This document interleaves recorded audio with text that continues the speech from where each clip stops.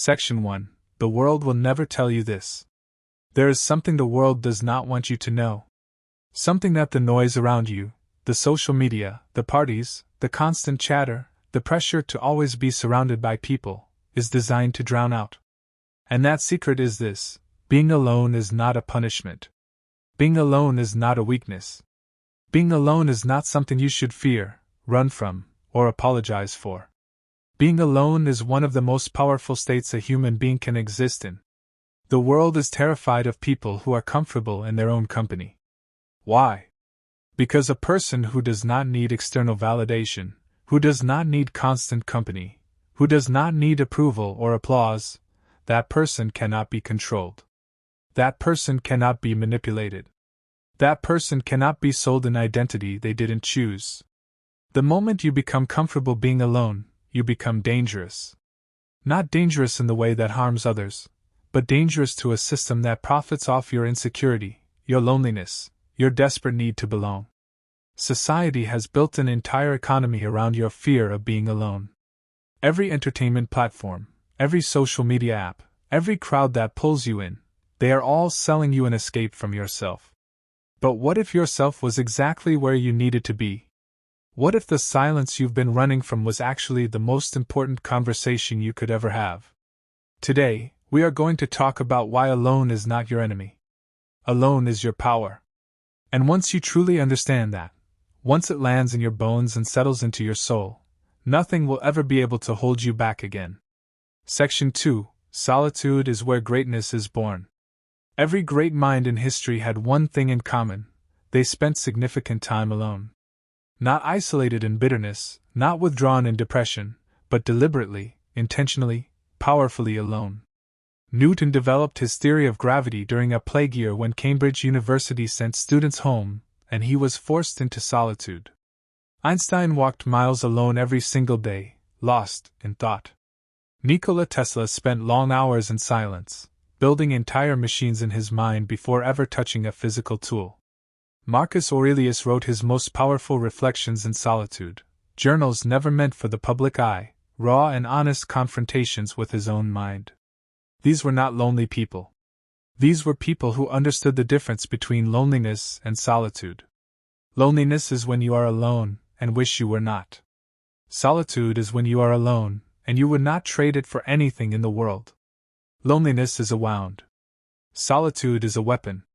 The greatest ideas that have ever changed civilization were not born in boardrooms full of chatter. They were not born in crowded bars or at loud parties. They were born in silence. They were born in the space between noise and more noise, in the moments when a person shut out the world and listened to something deeper, their own mind, their own instincts, their own vision. You have that same capacity. Every single one of us does. But you will never access it if you are always running toward the next distraction, always filling the silence with noise, always choosing the crowd over the quiet. Solitude is where your greatness is waiting. The question is whether you are brave enough to go and meet it. Section 3. You cannot know yourself in a crowd. Here is one of the most uncomfortable truths about human beings. Most people do not actually know who they are. They know who they are in front of their friends. They know who they are at work. They know who they are at family dinners and social gatherings. But strip all of that away. Remove the audience, remove the performance, remove the identity you've constructed for other people, and many people find nothing there. Or worse, they find something they don't recognize. That is why solitude terrifies so many people. Not because being alone is painful, but because being alone means finally coming face to face with yourself. And most people are not prepared for that meeting. When you are always around others, you borrow their opinions, their values, their ways of seeing the world. You absorb their moods, their fears, their judgments. Over time, you stop being able to tell which thoughts are yours and which thoughts were planted in you by the people around you. You start living by values you never actually chose. You start chasing goals that were never really yours. You start playing a role in someone else's story while your own story sits unwritten. Solitude is the cure for this. When you spend time truly alone, not scrolling your phone, not watching television, not filling the quiet with someone else's voice, you begin to hear your own voice again. You begin to ask the questions that matter. What do I actually want? What do I actually believe? What kind of person am I becoming, and is that who I want to be? These are not questions you can answer in a crowd. They are questions that demand silence, stillness, and the courage to sit with yourself long enough to hear the honest answers. Section 4. Alone is where your discipline is built. Discipline is not built in front of an audience. Discipline is not born when people are watching, when there is applause, when there is external pressure forcing you to perform. Real discipline, the kind that transforms your life, the kind that outlasts motivation and emotion, is built in the moments when no one is watching. It is built in solitude. Think about it.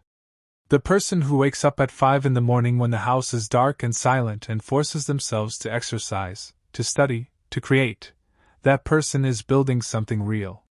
The person who resists temptation not because someone is watching but because their standards demand it, that person is building something that cannot be taken away. The person who chooses growth over comfort in the quiet moments of their day, that person is becoming someone extraordinary. Most people have conditional discipline. They perform well when there is pressure, when there is a deadline, when someone is holding them accountable. But when they are alone, when there is no one to impress, when there are no consequences visible to the naked eye, they collapse. They scroll. They delay. They choose comfort over progress. And that is why they stay exactly where they are, year after year, wondering why nothing ever changes. The person who masters themselves in solitude does not need external accountability. They become their own standard. They become their own coach, their own judge, their own motivator. And when you become that person, when you can discipline yourself in the silence and darkness of your own private moments, there is nothing you cannot achieve. Alone is where your discipline is forged. Alone is where your standards are set. Alone is where the real work gets done. Section 5. The danger of needing people too much. There is a version of needing people that is healthy, warm, and deeply human. We are social creatures. Connection matters. Relationships matter. Love matters. But there is another version of needing people, a version that destroys you slowly from the inside. It is the kind of need that makes you reshape yourself to fit what others want. The kind of need that makes you stay in toxic relationships because the thought of being alone is more frightening than the reality of being mistreated. The kind of need that makes you seek constant validation, constant reassurance, constant approval, because without it, you have no idea who you are or whether you are worth anything at all. This kind of neediness is not love. It is not connection. It is dependency. And dependency is the enemy of personal power. When you need someone too much, you give them power over you. You give them the ability to determine your mood, your worth, your direction. You hand them the remote control to your emotional life, and then wonder why you feel so out of control. When you need approval too much, you stop making decisions based on what is true and right and aligned with your values. You start making decisions based on what will make people like you, what will keep the peace, what will avoid rejection. And in doing so, you lose yourself completely. The antidote to toxic dependency is not isolation. It is not closing your heart or building walls. It is developing the ability to be alone, truly, peacefully, powerfully alone, so that when you choose to be with people, it is a genuine choice and not a desperate escape from yourself. When you are comfortable alone, your relationships become healthier. You stop tolerating what you don't deserve. You stop settling. You stop begging. You show up whole, not broken, and you attract people who meet you at that level. Section 6. Silence is a superpower. We live in the loudest era in human history. Noise is everywhere, not just physical noise, but informational noise, emotional noise, the constant barrage of other people's opinions, fears, dramas, and crises competing for space in your mind. Most people are so overwhelmed by this noise that they have completely lost access to their own signal, their own instincts, their own clarity, their own wisdom. Silence is not the absence of something. Silence is the presence of everything that matters. In silence, your mind begins to settle. The surface of your thoughts stops churning, and you can finally see what lies beneath, the real priorities, the real fears, the real desires, the real you. In silence, your intuition speaks. And your intuition is one of the most powerful tools you possess. Decades of experience, observation, and pattern recognition compressed into a feeling that arrives in a moment of stillness. But you will never hear it if you never stop talking, never stop scrolling, never stop consuming, never stop filling every spare second with stimulation. The most powerful people in the world are not necessarily the loudest. They are often the most comfortable with silence. They can sit in a room and say nothing and be completely at peace. They do not feel the anxious pull to fill every pause, explain themselves constantly, or seek reassurance through words. Their silence communicates confidence. Their stillness communicates strength. Learn to love silence. Learn to seek it out daily. Not as an absence of life, but as the fullest expression of it. In silence, you think more clearly. In silence, you make better decisions. In silence, you recover from what the world has done to you that day. Silence is not emptiness. Silence is power concentrated. Section 7. How solitude makes you unbreakable.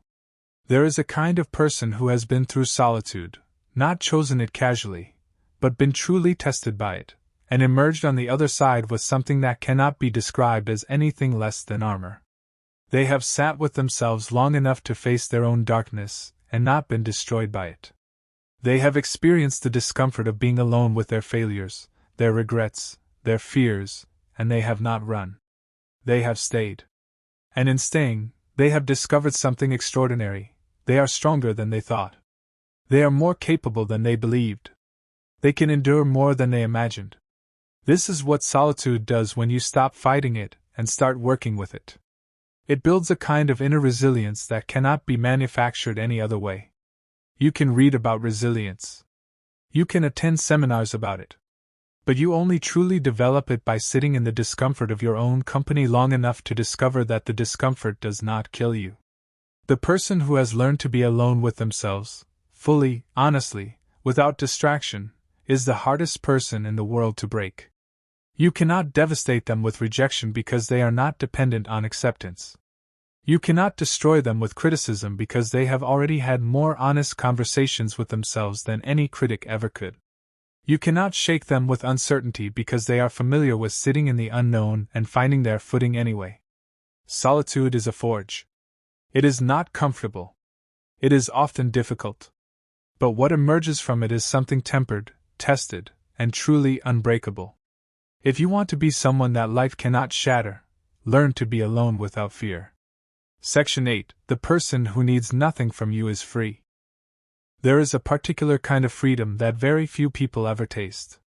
It is the freedom of a person who genuinely does not need anything from you, not your approval, not your validation, not your praise, not your permission. A person like that moves through the world differently. They speak their truth without calculating the reaction. They make their choices based on their values rather than other people's expectations. They walk away from what does not serve them without guilt, without drama, without begging for one more chance. They are not cold. They are not cruel. They simply do not carry the weight that most people carry, the desperate need to be liked, understood, included, approved of. And because they do not carry that weight, they can move faster, think more clearly, and build something real. This freedom is not something you are born with. It is something you build, in solitude. Every time you spend meaningful time alone, you are practicing independence. Every time you sit with your own thoughts instead of reaching for your phone, you are building self-sufficiency. Every time you choose what you actually want instead of what will earn approval, you are reclaiming your freedom. The world cannot control a person who does not need it. And that is exactly what the world fears. People who have opted out of the approval economy. People who have stopped bidding for the validation currency that keeps everyone else in line. When you no longer need their applause, you no longer have to perform. When you no longer need their acceptance, you no longer have to pretend. And when you no longer have to pretend, that is when you start becoming someone real. Someone powerful. Someone free. Section 9. Using your alone time to build your future. Here is what separates the people who transform their lives from the people who talk about transforming their lives: what they do with their alone time. Most people treat their solitary hours as dead space. Time to be endured until the next social event, the next distraction, the next engagement. They fill it passively, scrolling, watching, consuming, not creating, not thinking, not building. They spend their alone time absorbing other people's lives instead of constructing their own. And then they wonder why, years later, they have not moved. The person who uses solitude intentionally operates on a completely different level. They read, not for entertainment alone, but to grow, to sharpen their mind, to understand the world at a deeper level. They think, not just reactively, but deliberately, working through problems, making plans, visualizing outcomes, sitting with big questions long enough to reach real answers. They create, whether that is writing, building, designing, strategizing. They use their alone time to produce, not just consume.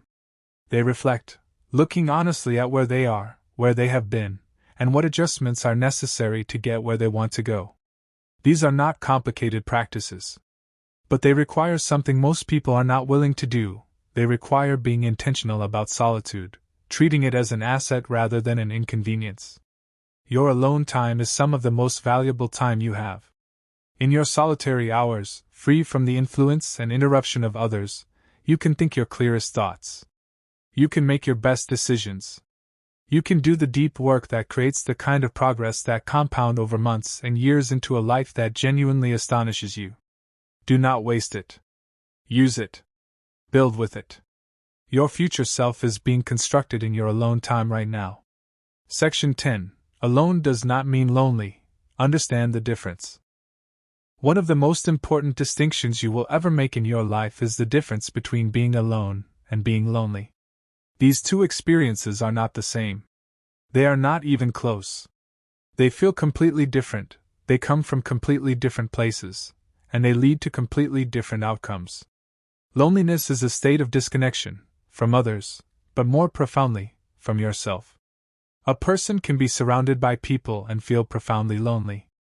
A person can be in a relationship, have friends, go to parties, and still feel a hollow ache that nothing seems to fill.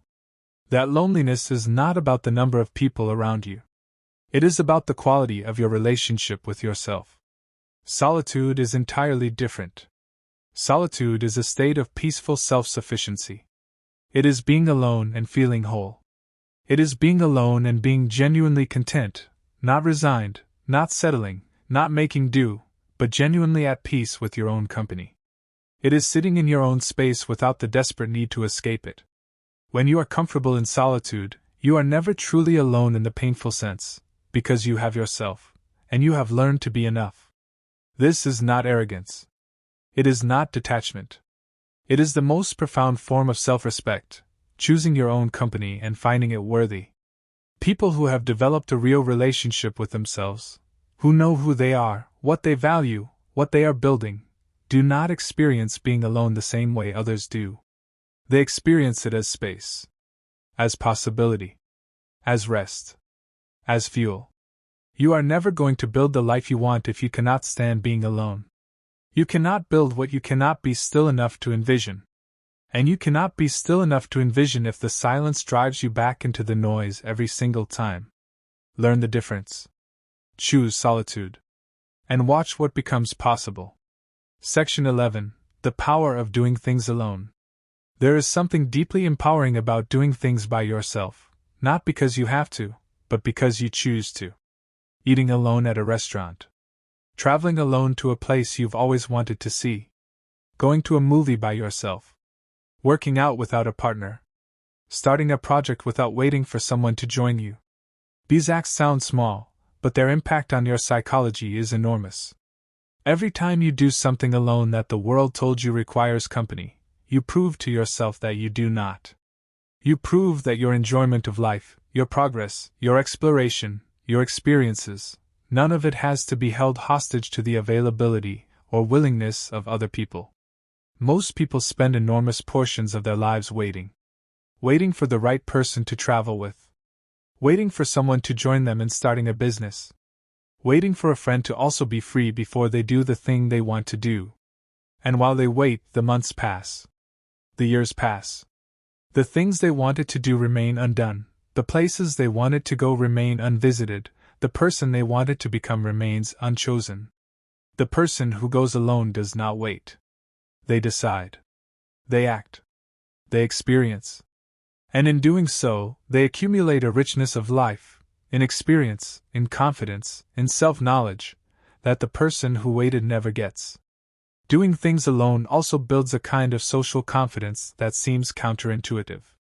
When you are comfortable going to a new city alone, starting a conversation with a stranger alone, sitting in a room full of people without knowing anyone, you carry yourself differently. You do not shrink. You do not need to cling. You do not need rescue. You walk in as a complete person, and people feel that. Alone is not less. Alone is often more. Section 12. Reclaim your life. Start today. If you have read this far, something in these words has landed. Something has resonated with a part of you that already knows this truth but needed to hear it said plainly, powerfully, and without apology. So here is what I want to say to you directly. Reclaim your solitude. Not someday. Not when things calm down. Not when you have more time. Now. Start small if you need to. Take 1 hour today with no phone, no television, no music, no noise, just you and your own mind. Use that hour to think about where you are and where you want to go. Use it to feel the discomfort of silence and refuse to run from it. Use it to begin the process of becoming a person who knows themselves deeply and moves through the world from that knowing. Then do it again tomorrow. And the day after. Build a practice of deliberate solitude, daily, non-negotiable, sacred. Treat that time with yourself the way you would treat the most important meeting of your week. Because it is. The relationship you have with yourself determines the quality of every other relationship in your life. It determines the decisions you make, the standards you hold, the boundaries you enforce, the future you build. Everything begins and ends with who you are when no one is watching. And who you are when no one is watching is built in solitude. You are not meant to disappear into the crowd. You are not meant to dissolve into other people's expectations and opinions. You are not meant to spend your life waiting for permission or applause. You are meant to know yourself. To trust yourself. To build something real from the inside out. And that, all of that, begins alone. Alone is not your weakness. Alone is your power. Use it.